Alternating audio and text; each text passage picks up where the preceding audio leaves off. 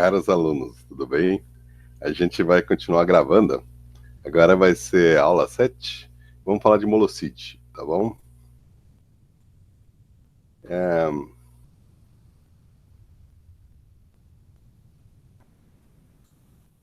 família Molocide, ele tem esses crânios em que não está aparecendo ainda, mas eles têm esses crânios que não têm processo pós-orbital, né? As premaxilas se encontram medialmente, os braços palatais podem estar presentes ou ausentes, né? E os molares são bem dilaminodontes, eles frequentemente têm esses crânios achatados, e às vezes estão muito achatados, né? Eles gostam de se abrigar no meio das frestas das rochas, né? E eles têm essas asas que são estreitas e compridas, né? Como a asa de um gavião, né? Isso aí permite, né? Long, narrow wings, né? Lá, asas longas e estreitas, permite um voo rápido. Um voo rápido por quê? Porque é, a asa estreita permite você voar com menos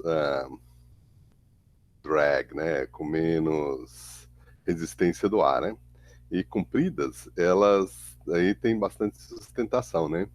Então, essa é a asa de velocidade, né? Agora, uma asa curta e larga, ela permite manobras, né? Então, e permite um voo lento, porque ela é larga, vai ter mais sustentação.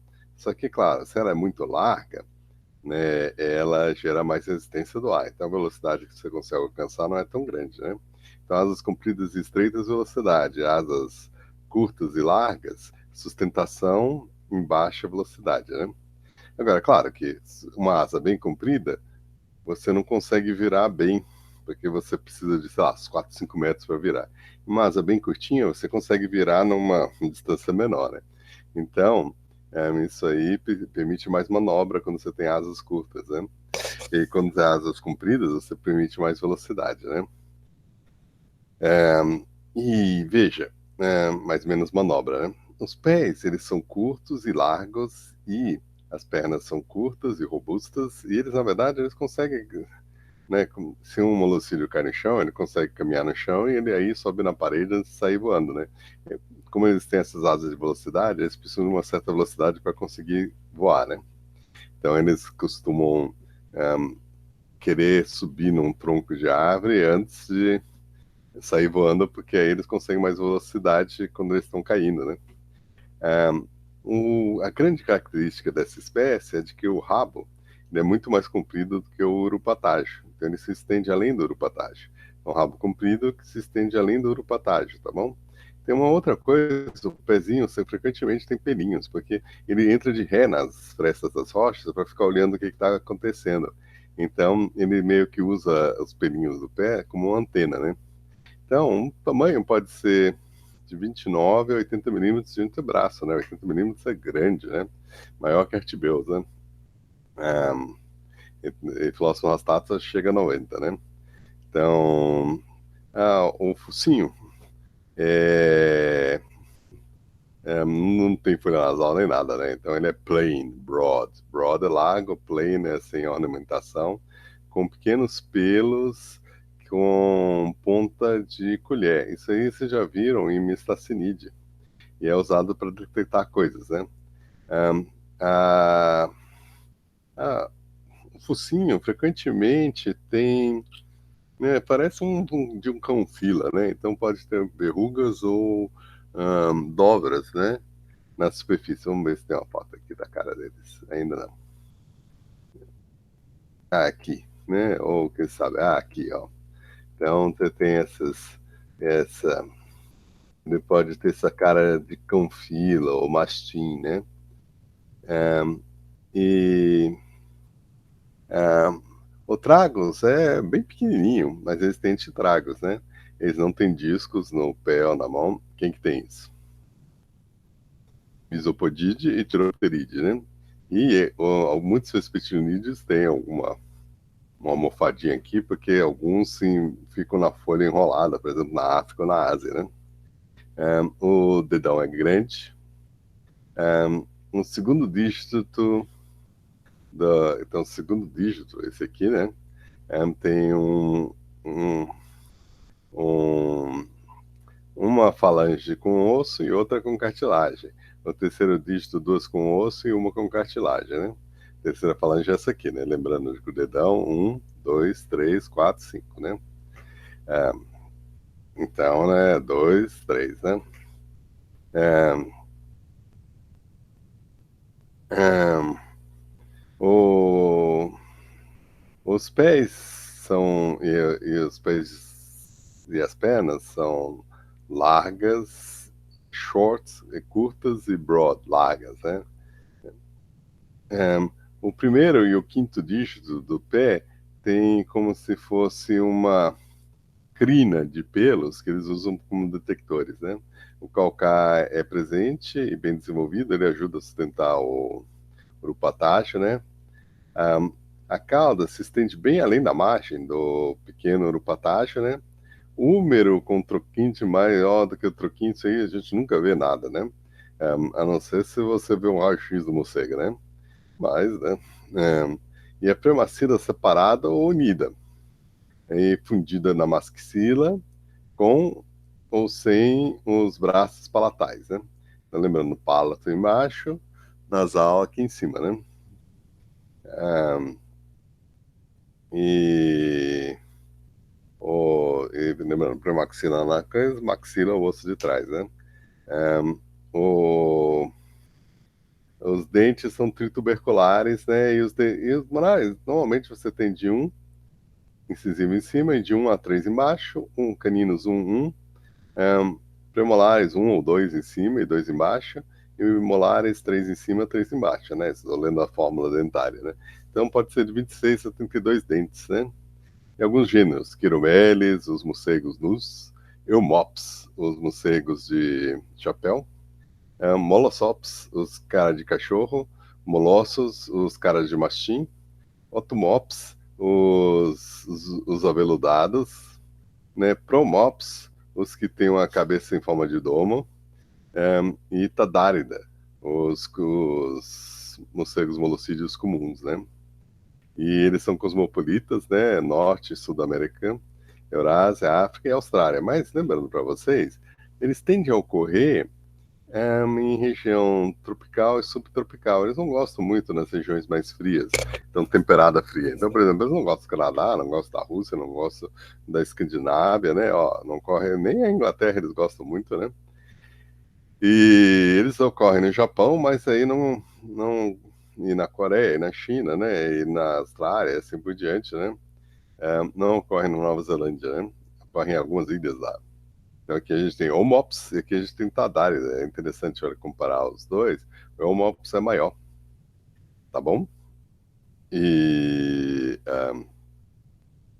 bom, aqui é Platimops. Platimops alguns que eles são bem estreitos. Lembrando que eles gostam de buracos nas rochas, né? Eles gostam de frestas, eles gostam, amam telhado, amam telhado. Então muitos se abrigam em telhados, né? E forro das casas, né? E eles acham a invenção de cidades uma coisa magnífica, né? Porque eles gostam de falésias, né? Em um prédio é uma falésia, e eles conseguem velocidade. Eles gostam de comer insetos e as luzes da cidade atraem insetos às tampas, né? Então, na verdade, eles conseguem coexistir bem com seres humanos, né? Não todas as espécies, né? Mas, ó, alguns consideram o molocídio pantropical, né? Porque é, eles ocorrem na região quente da Europa, ou mais pantropical, subtropical, né? E como em Balonoride, né? Eles são mais tolerantes com frio do que em Balonoride, mas eles não chegam aos pés de Vespertinionide, que tem espécies, como vocês viram, que, né? Aquelas que têm um urupatágio peludo e que cobre a cara, né? Lasionictris e assim por diante, eles dormem, eles hibernam no meio da neve na vegetação, né? Então isso aí os molossídeos não fazem isso, né? Bom, aqui, ó, quando eu dei essa aula pela primeira vez, né, eu pus essa figura aí do morcego voando em alta velocidade, né, porque ele parece um gavião, né? Ele voa, não é como o voo do pombo, né? Ele é como o voo do gavião, né, rápido, né? E cortando o ar para gerar um empuxo para frente, voltando, isso e aquilo. Ele fica fazendo isso aí, ele encolhe as asas e depois abre elas de novo, encolhe as asas e tem um voo mais e mais ou menos reto, né? Ele cai, sobe. Mas é um voo veloz, né? E é alguns gêneros, por exemplo, Tadaida, Promops, Optomops, Nyctinomops. Um, e veja, a maioria deles foi descrita entre 1814, né, e 1906, né? Tomás, 1913, né? Então, né, são bem conhecidos, né? Agora, lembrando para vocês, você tem esse artigo do John Mammalogy, de que eles fizeram quantas espécies de mamíferos tem.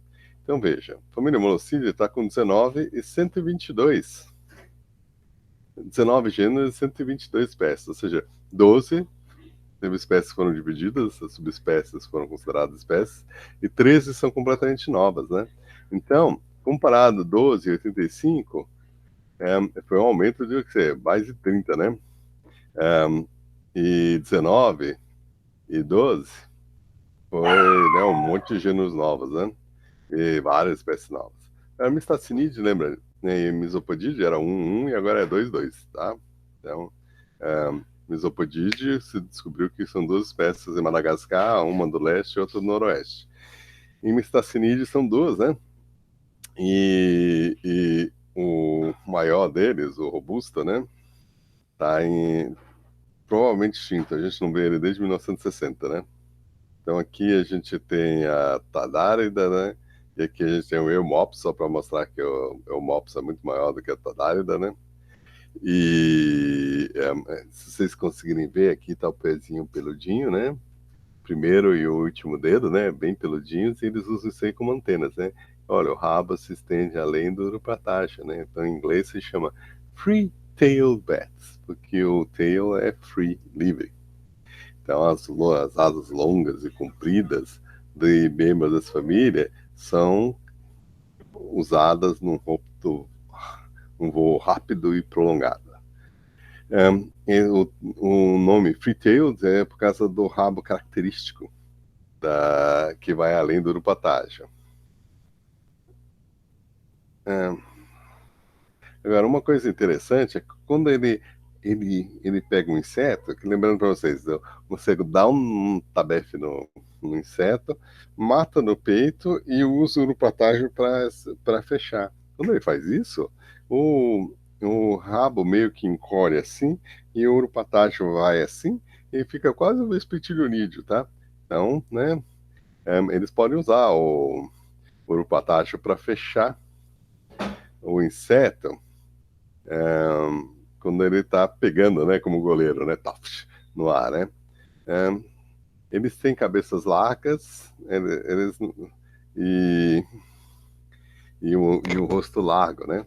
Que é meio achatado, porque eles gostam de entrar na rock crevice, né? Ou seja, rachaduras na pedra, né? Que eles entram, inclusive, de ré, né? Mas eles podem usar cavernas, eles podem usar túneis, eles podem usar prédios, amam telhados, amam, né, frestas do telhado, maravilha. Entre as telhas, melhor ainda, né? Nas pedras da praia, beleza, né? Ocos de árvore, maravilha, né? Embaixo da casca das árvores, bom. Folhagem, sim. Buracos de tatu, isso, aquilo. Até uma árvore caída que começa a apodrecer e faz um buraco, né? Você já deve ter visto na floresta, né?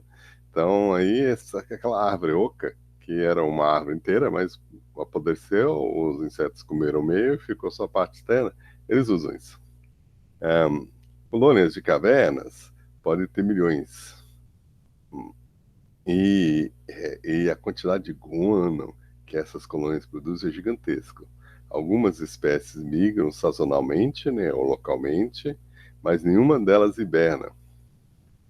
Eles normalmente têm um filhote por ano, né? Então aqui tem 122 espécies e 17 gêneros, né? Então, ou seja, já 19 gêneros, né? Então já está desatualizado o livro do Total, né? Eles têm esse rabo compridinho, eles têm asas bem compridas, vamos ver se tem alguma. Eles usam uma colocação sofisticada, né? Eles frequentemente estão acima da copa. Um morcego molocídeo tem uma, um focinho curto e largo com o, o lábio de um mastinho com fila, né? Com dobrinhas, né? Isso aí permite a boca expandir bastante para pegar insetos grandes, né? Então, os lábios estão dourados, mas quando ele abre, aquela boca gigante abre, né? Larga isso aquilo, e aí, né? Já foi proposto que os tigres-dentes-sabre também tinham dessas dobras de malocídio, né? Quando eles abriam a boca, eles abrem a boca mais larga do que. Acho que um leão abre 70 graus e os tigres-dentes-sabre abriam mais de 90 graus, né? Então, talvez eles tivessem isso, né? De esses lábios de molocídio, né? O, as dobras do lábio superior, é isso aí. Eles têm orelhas que são largas e arredondadas e empurradas para frente, né? Frequentemente indo além da ponta do focinho, né? É, o tragus é pequeno, mas tem um antitragus grande, né? Que é uma dobra no lado oposto do tragus. E que forma uma brow-like ridge em cima do olho, né? Então, elas pode funcionar como uma sobrancelha para o olho. Aí, muitas espécies são pequenininhas, mas outras são bem grandes. Todos têm um cheiro forte e distinto, mas frequentemente é agradável o cheiro. Por exemplo, Tradália brasilensis cheira a farinha de milho. E ele tem o produto 2-aminoacetofenona, acetofenone, que é o que dá o cheiro da farinha de milho. Olha, que eu não sabia disso. Legal. E a maioria dos molocídeos tem um pelo meio aveludado e curto. Normalmente eles são acinzentados, mas devido ao ar frequentemente cheio de amônia, né, das cavernas, ele vai se tornando avermelhado, né, conforme o tempo vai passando. Então eles perdem os pelos, nasce o pelo novo é cinza, e aos poucos vai ficando avermelhado ou castanho, né? O grupo também tem um gênero Chiromeles, que quase não tem pelos, né? Um morcego pelado. E Cheirophon chapini, que tem uma crista erétil, né? Então os machos levantam uma coisa que parece uma cauda de pavão em cima da testa, né? Os morcegos molocídeos ocorrem no Velho Mundo e no Novo Mundo, né? E na América do Norte, no Sul, e no sul da Europa, da Ásia, Australásia, e na África Central, Sul e Leste. O gênero Tadárida se originou no Velho Mundo, mas tem muitas espécies no Novo Mundo, Tadária brasilense, indicando que esses morcegos que têm uma capacidade de voo grande conseguem colonizar, inclusive, novos continentes. Eles também têm algumas espécies de morcegos são altamente migratórias, né? A maioria das espécies são mais ou menos solitárias, e seus hábitos de voar alto e ter abrigos bem alto tornam extremamente difícil observar eles e estudar. Algumas formas formam colônias gigantes e isso aí providencia um show espetacular, os morcegos saindo, né? Saindo, por exemplo, no Texas tem tem uma ponte que os morcegos começaram a se abrigar. Aí o pessoal tava falando, vamos terminar isso, aquilo, né? Só que aí o Tuttle, ele foi para Texas exatamente para convencer as pessoas a não fazer isso. E ele convenceu, tanto que hoje em dia é uma das atrações do, da Texas, lá de Austin, Texas, é você ir ver os morcegos saírem à noite, né? E pois eles, né, pois a ponte com o calor e o frio, no inverno, no verão, de dia e de noite, ela expande e contrai. Então tem essas frestas. Essas frestas são do tamanho exato, como eles gostam de frestas, para os morcegos se abrigarem, né? Então, né, eles se abrigaram a centenas de milhares, né? E aí, quando anoitece, sai uma nuvem de morcegos. E aí, ao invés de considerar uma coisa de uma desgraça, ele convenceu porque eles comem toneladas de insetos. Então é uma coisa benéfica para a agricultura local. E eles, né, eles são uma atração turística, né? É, elas consomem,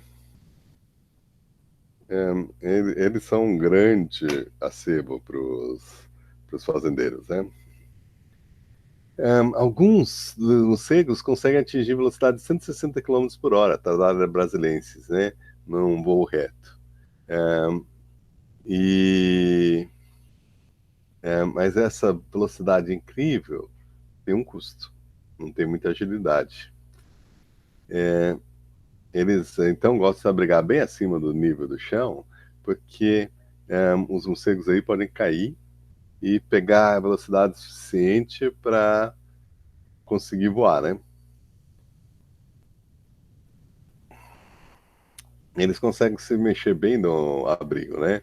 As pernas dele, quando são curtas, elas são fortes, eles conseguem subir rápido. Eles conseguem subir de ré, inclusive. Aparentemente, eles usam o rabinho comprido e os pezinhos com pelos como antenas, né? Os molosídeos têm sons de ecolocação e uma anatomia de ouvido que está adaptado ao seu hábito de forragear em espaço aberto. As orelhas são posicionadas para pegar a colocação vindo da frente. E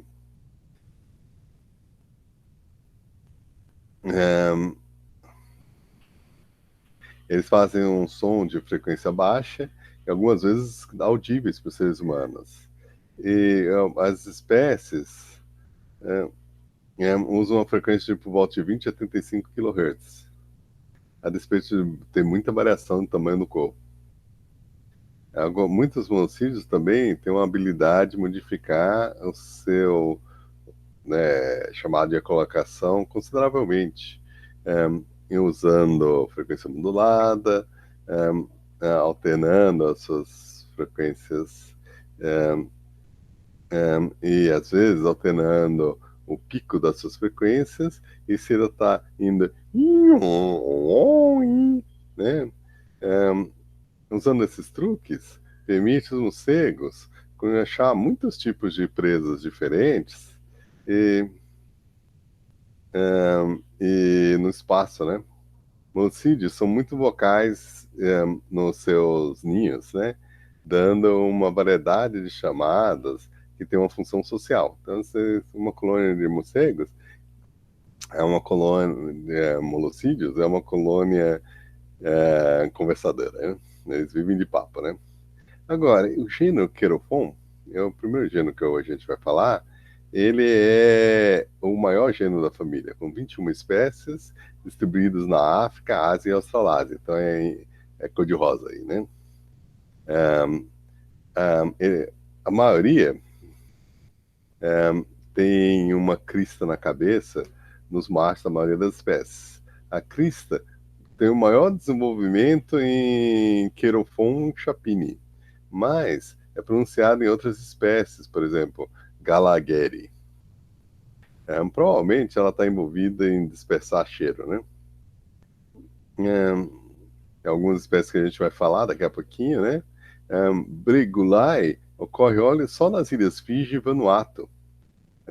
O interessante de Vanuatu é que é uma ilha que, quando você checa todas as pessoas do mundo, qual é o povo mais feliz? O povo mais feliz e satisfeito, né? É o povo de Vanuatu. Eles vivem a vida deles, né? Cheia de significado, né? Porque a vida deles é controlada pelos rituais religiosos, né? E eles vivem na tribo deles, né? E provavelmente, né? Toda vez que eu vejo o, né? Tem aquela piadinha do Porta dos Fundos, né? De que mostra, né? A pessoa vai para o céu e o Deus é polinésico, né? Aí as únicas pessoas que vão se salvar são os polinésios, né? Então, quando eu penso no povo de Vanuatu, né? De que eles são extremamente felizes, né? E vivem uma vida rica, cheia de ritual, né? Então, talvez só eles vão para o céu, né? Um, mas acho que no mundo civilizado, o povo mais feliz, tirando o povo de Vanuatu, né? São os dinamarqueses, né? Que por coincidência têm né, um estado, né, com educação de qualidade, né, e saúde grátis, né, e muitos sistemas de cuidar das pessoas, né? Então, o modelo que a gente segue, a gente admira, né, talvez a gente tenha que repensar, né? Mas isso aí é outro papo, né? Eu comecei a falar de Vanuatu por aqui mesmo. Porque é, Quirofon Breguli ocorre só nas ilhas Fiji e Vanuatu. É, e só ocorre num lugar na ilha Fiji e dois em Vanuatu. Num total de 5 mil morcegos. Então, como nenhum dos sítios são protegidos, esses morcegos são altamente vulneráveis à extinção, especialmente porque os nativos comem. A espécie Querofon jaborensis da Malásia e Sumatra só ocorre num lugar, e, e mas eles são capturados em um monte de lugar. Então, provavelmente tem outros lugares onde eles se abrigam, mas a gente ainda não descobriu. É, e eles podem estar ameaçados de extinção.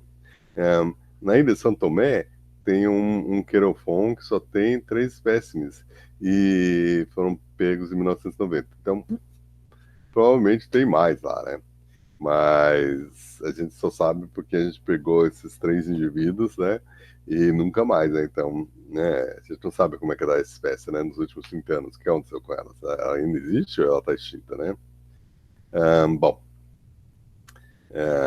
aqui eles ocorrem, né? Essas espécies ocorrem em Madagascar, África, Nova Guiné, as Ilhas Salomão e assim por diante, né? Bom, um outro gênero que a gente vai falar e depois a gente dá uma paradinha é Queiromeles, né? São 2 morcegos grandes, né? 2 espécies grandes, né? Que formam o gênero Queiromeles e são conhecidos como morcegos pelados, ou naked, né? Pelados, ou hairless, sem pelos, né?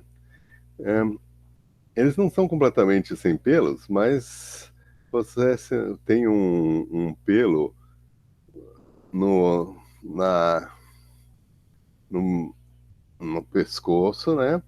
E nos pés e na superfície das membranas, né? Para detectar o vento, né?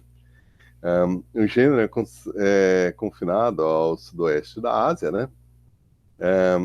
E, né?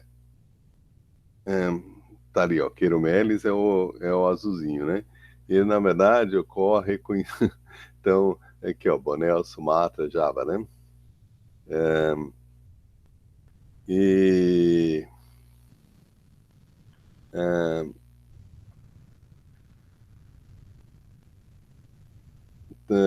ele é no sudoeste da Ásia, setor 4, a gente vai falar um pouquinho. E tem parvidens das Filipinas e em Sulawesi e algumas outras ilhas por ali.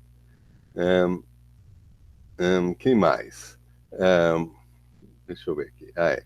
Então, aproveitando, na verdade eu ia falar só tem esses dois, mas esses dois é da Ásia. E aí tem 2 aqui das Américas, Sinomops os morcegos com cara de cachorro, né?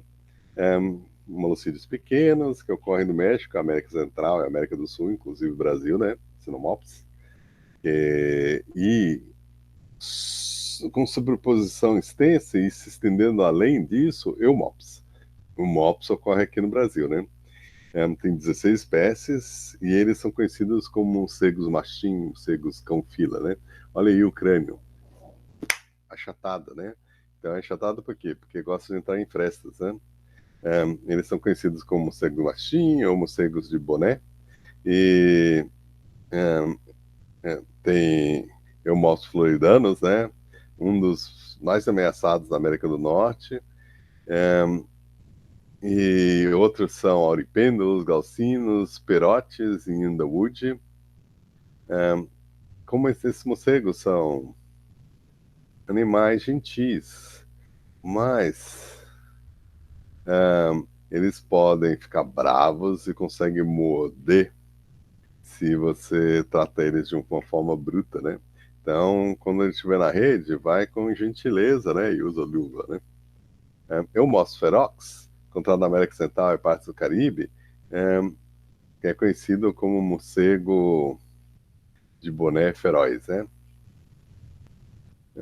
Ele, em 1851, o naturalista Philip Herring Gross disse que quando esse morcego está sendo manipulado, ele começa a gritar, e, né, é, e, e que é um som harsh and shrill, né? Um som como que incomoda, né? Ele abre bem a boca e mostra os dentes bem desenvolvidos. E se você bobear, ele finca os dentes, né? Olha, bem dilamnodontes os dentes, né? De uma forma geral, é o MOPS, né, se você junta todas as espécies, ocorre do norte ao sul da América do Sul. Tem uma nova, Kiribaya, que foi descoberta no Peru em 2010, e a gente não sabe muita coisa a respeito dele. Tem outros dois, Mauros, e a gente não sabe quase nada. As outras espécies são mais bem conhecidas, ocorrem na Argentina, Venezuela, Brasil, e Hanse na América Central, e assim por diante. E patagônicos ocorrem da Bolívia, Paraguai ao norte da Argentina. E Trumbuli, noroeste da América do Sul, Peru e então aqui a gente tem um querofon, né, com a crista dele, né, e que espalha cheiros, né, e o Crandiomops, né, então querofon, né, a crista desse aqui é bem pequenininha, né, ele ocorre na África, né, ele tem uma pelagem mais escura, né, ele tem asas bem estreitas, né, um rabinho bem comprido e tem pequenos manchinhas, né, no dorso e na barriga, né. O rosto, tá vendo aqui, dá para ver bem as pregas, né, do rosto, né. Então ele, ai, olha, as orelhas apontadas bem para frente, porque a colocação vem da frente, eles vão rápido, né. Eles são encontrados na savana, né, tanto a savana úmida quanto seca, e gosta das paredes dos Inselbergs. O que é um Inselberg? Inselbergs, se você tem a savana, você tem essas pedras que saem do meio, né, que são, né, rochas mais duras, e a planície veio e elas se projetaram. E essas ali, elas são ótimas porque estão cheias de, né, rachaduras na pedra, né, e aí os morcegos podem se abrigar, e eles têm uma altura para se jogar e desenvolver velocidade, né, então eles gostam dos Inselbergs, né. Berg, montanha. Iceberg, montanha de gelo. Inselberg é montanha isolada, né? E eles provavelmente dependem desses Inselbergs para se abrigar. Mas às vezes eles são encontrados em minas abandonadas. A sua ecologia é pouco conhecida e não foi muito estudada. Então tem de 15 a 32 gramas, né? Não é muito preocupante. Ai, seria o Chapini. Olha que maravilha, a gente tem esse desenho aqui, né? De frente, né? Ó, as orelhas estão fundidas aqui, né? E né? É, tá vendo? É, é, ó, o Tragos tá aqui dentro, é bem pequenininho, e aqui o Epitragas, né? E a dobra aqui, outra dobra aqui, né? Bom, Chapine, né? Ó, também tem essas pregas aqui no lábio, né? Essa crista aqui. É, ocorre em toda a África, é o sul do Saara. Mas a gente não sabe muita coisa, porque ele é difícil de estudar, né? Ele gosta de altura, ele é pequeno, com uma, uma pelagem cinzenta clara, né? Um rosto cor-de-rosa e um focinho arrebitado, né? E lábios corrugados, né? Ou seja, né? Cheio de pregas, olhos grandes para um molocídio, né? É, e as orelhas são bem voltadas para frente, né? Para pegar a ecolocação da frente. E um rabo é comprido, né? E solto. Na época de reprodução, os machos põem para fora esses pelos e chacoalha, né? E provavelmente espalham um cheiro que tem numa glândula na base. A fêmea não tem uma crista óbvia. Essas espécies ocorrem em savana, em floresta, né? Semidescido e mata ciliar em ambientes ribeirinhos, onde eles se abrigam em pequenos grupos. É um instintívorro e usa a ecolocação para localizar sua presa. Como ele ocorre em muitos parques nacionais, provavelmente ele está bem, né? Só que ele pode ser afetado por com a corte de árvores em outros lugares, né? Então aqui, né?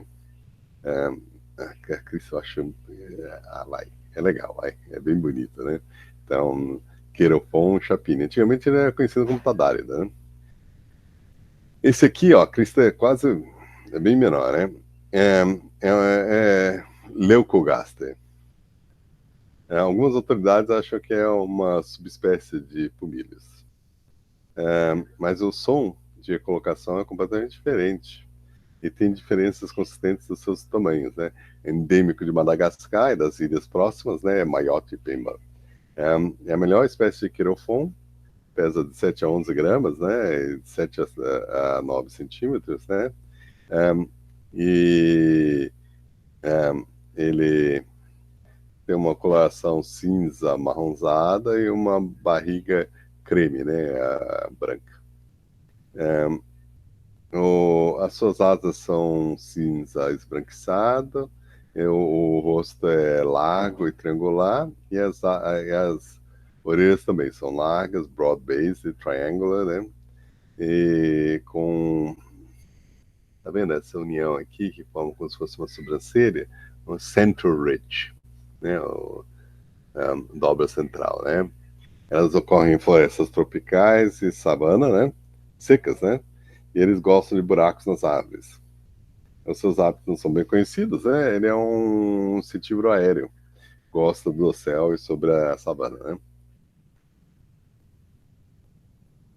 né? Querofon pumílios, ele é um pequenininho, né? Ele tem uma distribuição, né? Não ocorre em tudo, né, da África, mas ele ocorre em manchas, né? Inclusive em Madagascar. E 11 gramas, 10 centímetros, vai até quase a Península Arábica. Ele tem um rabo comprido, é pequenininho, tem pelo acinzentado e marrom acinzentado, né? As orelhas são largas e achatadas, né? Um, o rosto é mais pontudo que outros morcegos molocídeos e outros, quer dizer, morcegos corofon.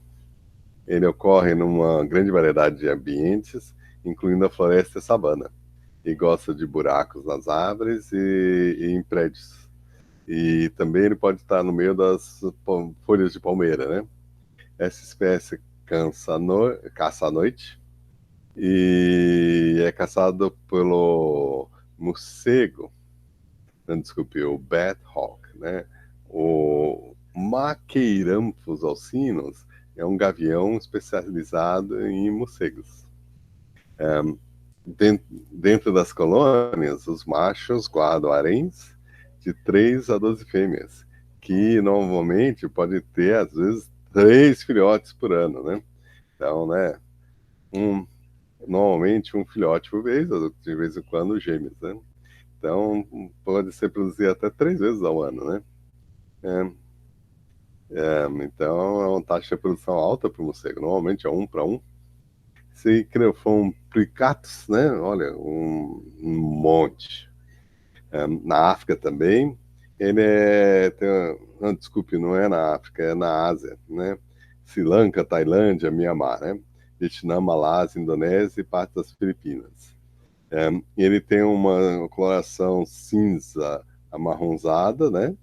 E um longo rabo e um rostinho quadrado, com né, pregas bem desenvolvidas. Ele vive em grandes colônias dentro de cavernas, às vezes centenas de milhares. Eles saem de uma forma espetacular das cavernas, uma enorme quantidade, né?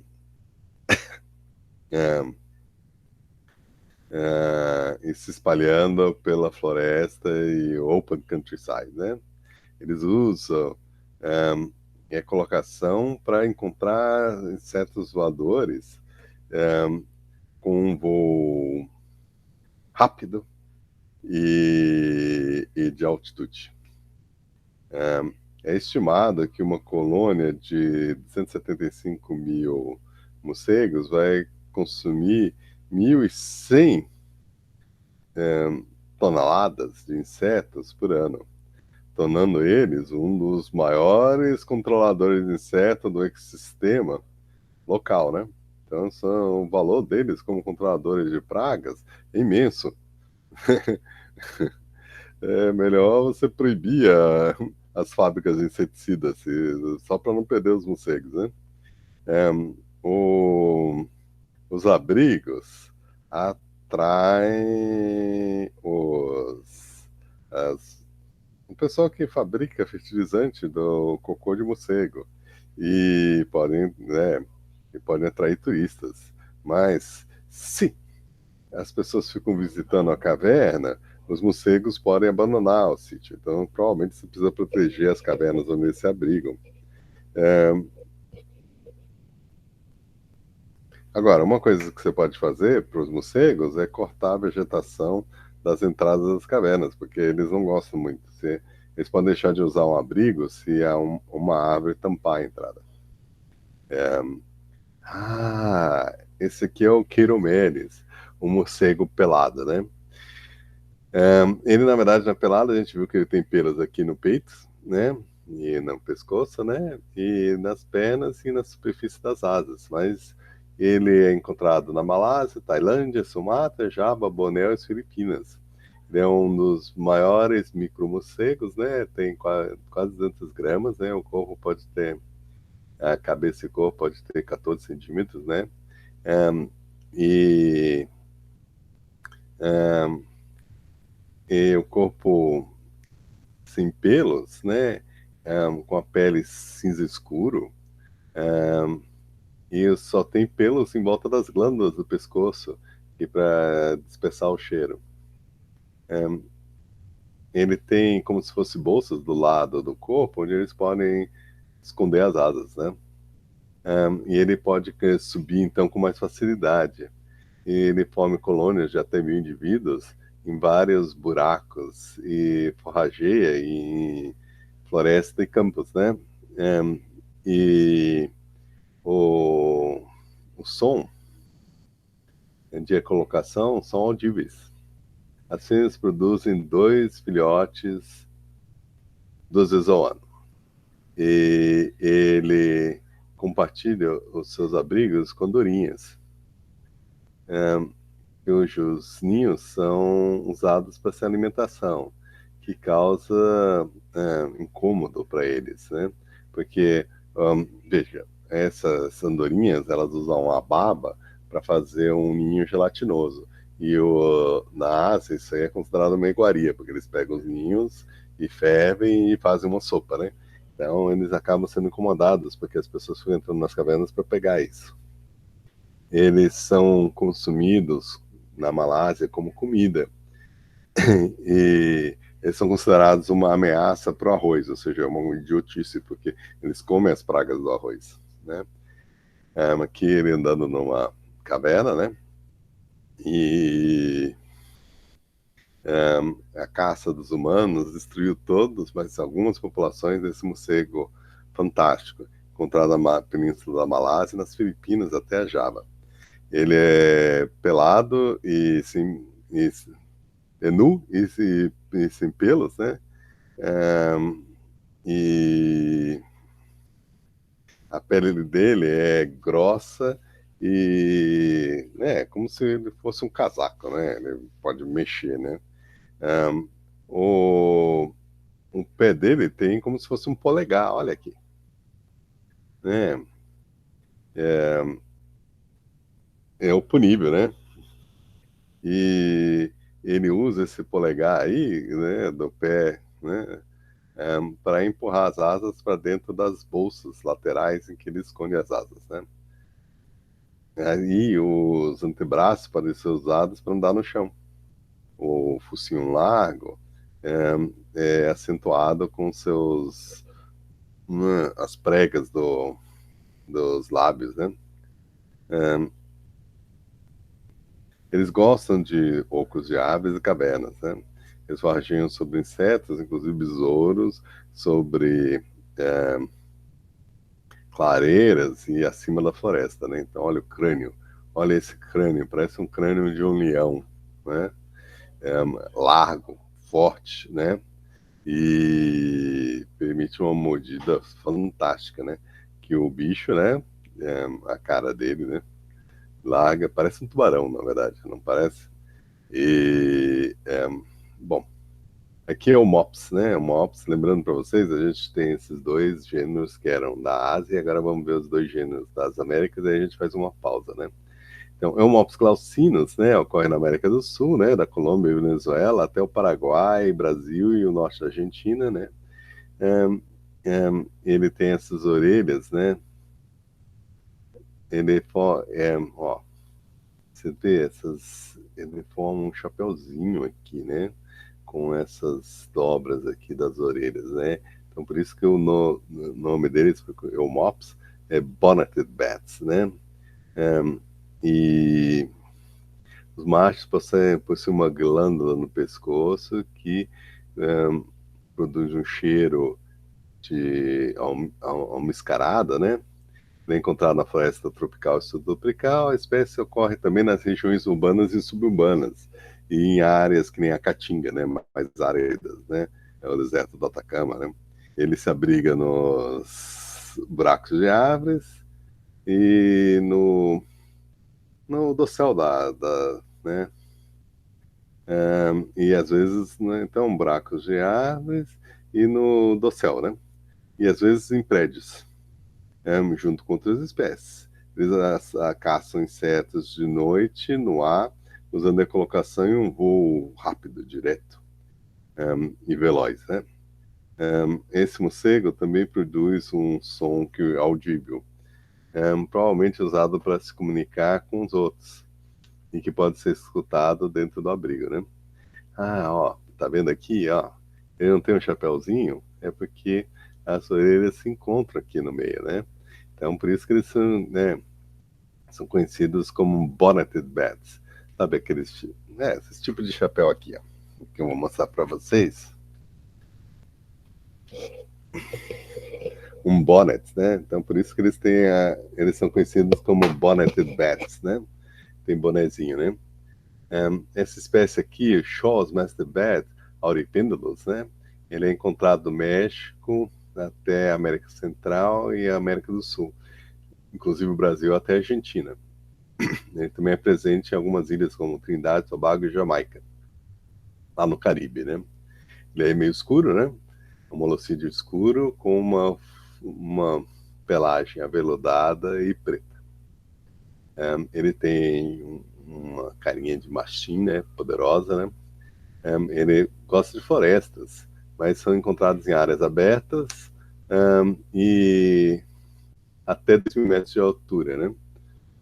Os abrigos normalmente são pequenos e são encontrados tudo quanto é buraco, né?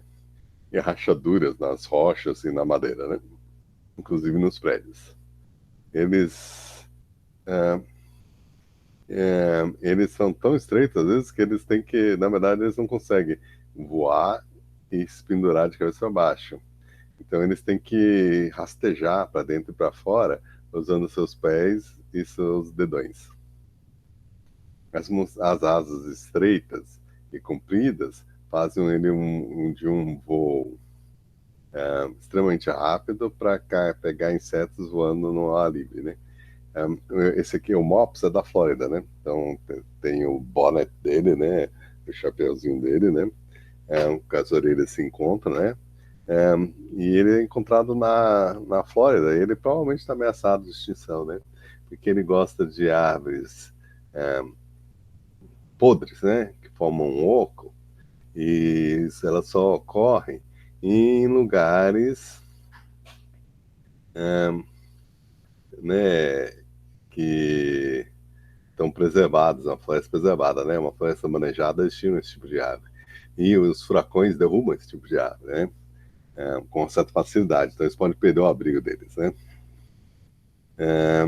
Normalmente eles têm haréns, com um macho dominante defendendo um harém de 20 fêmeas, né?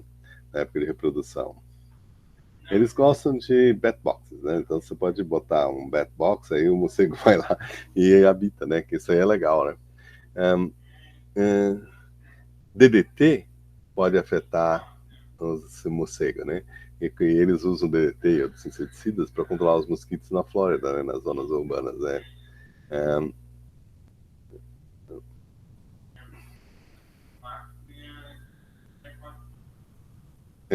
Esse morcego está altamente ameaçado de extinção.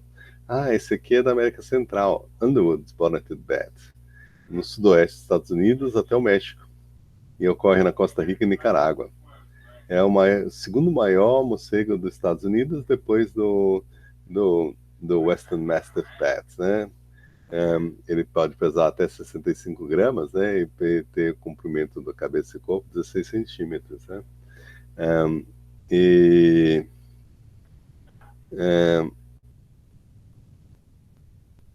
eles têm asas compridas de voo rápido, né? Pelo menos 45 km por hora, né? Essa espécie prefere ambientes mais secos, incluindo floresta seca, e gosta de árvores com ocos para se abrigar. Ele também pode ocorrer no deserto, e quando ele ocorre no deserto, ele tem que ter acesso a alguma poça de água, né? Para poder beber. Essa poça d'água tem que ser grande, porque ele não tem muita capacidade de manobra, né? Para conseguir visitar uma manchinha de água pequenininha. Eles gostam de comer insetos grandes, duros como besouros e gafanhotos, que estão no voo, né? Eles também comem mariposas, né? Eles normalmente eles produzem um filhote ao ano, em junho ou julho, né? Enquanto raro, ele ocorre em várias áreas protegidas. Underwood, né, o segundo maior. Esse aqui é o maior das Américas. A Very Large Bat ocorre na América do Norte, né? Nos Estados Unidos, né? No norte da América do Sul, né? E existe a possibilidade que o Mopsperotes da Brasil e da Argentina seja uma outra espécie, né? Provavelmente, né? O DNA deve dizer isso, né? E ele gosta de falésias e ocasionalmente prédios, né? E penhascos, despenhadeiros, né? Eles gostam de ambientes abertos, né? Como o cerrado, né?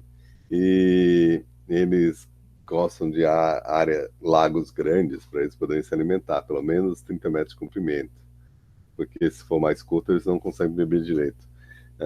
Eles pegam insetos de voo alto no céu aberto e emitem um som alto e de frequência baixa, de menos de 10 kHz, né?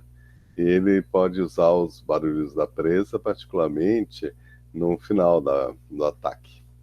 A presa pode ser comida em cima dos troncos e na parede dos canhões. Os abrigos podem ter até 100 indivíduos de ambos os sexos no ano todo. A reprodução ocorre o cruzamento ocorre na primavera e os filhotes nascem no verão.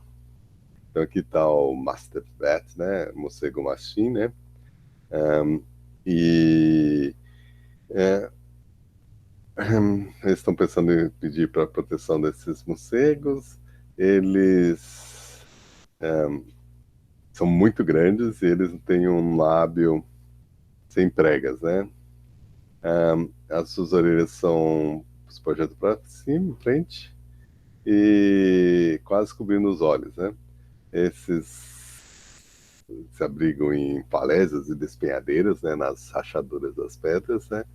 E o abrigo deles tem que ter pelo menos quase entre 4 a 5 metros de altura para eles poderem, né, desenvolver velocidade. Eles também podem usar túneis, árvores e sabe aquelas telhas de zinco? Eles gostam de telhas de zinco, ainda mais quando um lugar frio, porque elas capturam calor. Aí eles gostam, né? E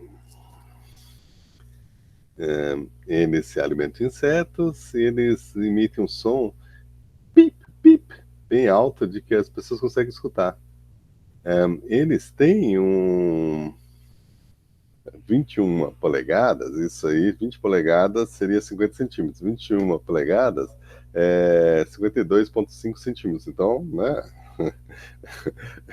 meio metro de asa, né, são morcegos grandes, e quando você vê um morcego com meio metro de asa voando, você tem a sensação de que, né, sei lá, né, é uma coisa gigante, né, e é o maior morcego da América do Norte, né. O morcego de Underwood é quase tão grande, mas pode ser distinto por causa das orelhas menor. E quando você estende as orelhas, elas não passam da ponta do nariz, né? É, eles são raros nos Estados Unidos e aparentemente não migram, né? Bom, vamos fazer uma pausa, depois a gente continua, tá bom? Aí a gente fala desses outros gêneros, Molossopos, Molossos e assim por diante, né?